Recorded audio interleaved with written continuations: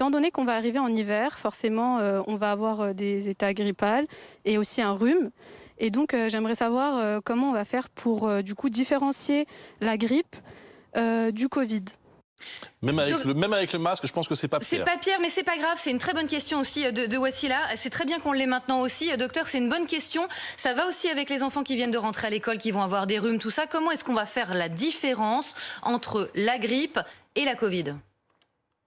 Alors, c'est évidemment il y a quand même des symptômes qui sont différents, hein, puisque dans le Covid, il y a la perte de goût, enfin, il y a un certain nombre de choses qui n'existent pas dans la grippe, mais on voit bien qu'il y a une confusion, évidemment, qui est possible, et donc c'est tout l'intérêt de la vaccination.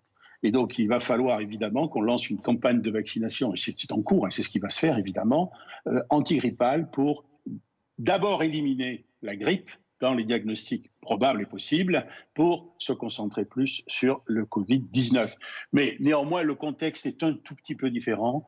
Chez les enfants, la grippe est quelque chose qui est plus rare. Les rhumes sont plus fréquents, les rhinopharyngites, on appelle ça, c'est-à-dire les infections saisonnières avec le nez qui coule, avec un petit peu de toux, enfin bref, parfois un peu le nez qui est bouché, parfois un petit peu de température, etc.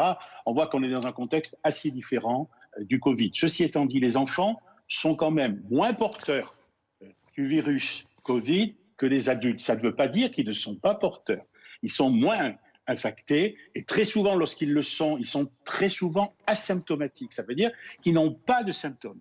Et donc, évidemment, s'ils sont infectés, ils sont contaminants. Ça, c'est à peu près, enfin, vous savez, des choses certaines, il faut s'en méfier, mais enfin, c'est quand même, il y a une conjonction, il y a une concordance des avis. Ils sont contaminants comme les adultes, mais la transmission d'enfant à enfant est quand même quelque chose de rare. Et les transmissions sont volontiers intrafamiliales, c'est-à-dire très souvent des parents vers les enfants. On va quand même écouter Pierre, c'était visiblement un grand-père qui s'inquiétait là-dessus. Et après, vous nous donnerez les conseils pour protéger au mieux les plus petits. On l'écoute. On nous dit que les enfants ne transmettent pas le virus aux adultes et que ce sont plutôt les adultes qui transportent le virus vers les enfants. Alors on voudrait savoir si c'est une réalité, étant donné qu'il y a beaucoup de contradictions à ce sujet. Alors docteur, vous nous avez dit c'est plutôt les adultes vers les enfants, mais alors justement, comment on les protège les petits, surtout qu'on nous dit c'est pas la peine de leur mettre de masque ou ils savent pas bien le porter. Donc on mise tout sur le lavage des mains? Alors, il faut bien savoir que le masque n'est...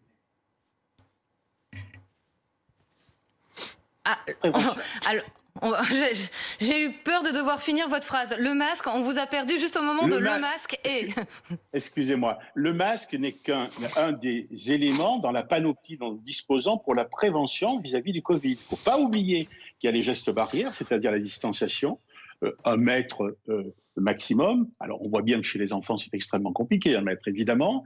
Il y a le lavage des mains. C'est fondamental parce qu'il y a beaucoup de transmissions qui se font via les mains. Il faut, dès le plus jeune âge, apprendre tout petit à se laver les mains, à bien se laver les mains, à prendre le temps pour se laver les mains et le faire le plus régulièrement possible au cours de la journée. Alors, ceci étant dit, pour le masque, chacun comprend bien qu'un tout petit ne peut pas porter un masque. C'est même à la limite dangereux de faire porter un masque à un tout petit.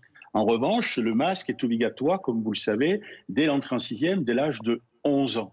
Parce qu'on estime que raisonnablement, un enfant est apte à bien comprendre et à bien porter le masque, parce qu'il n'y a rien de pire aussi que de porter un masque, mais de le porter dans de mauvaises conditions. C'est-à-dire, par exemple, de porter la main sur le masque à longueur de journée, comme on le fait très souvent lorsqu'on parle, pour éviter de toucher l'avant du masque. Et il faut le mettre par les lanières et éviter de toucher l'avant du masque.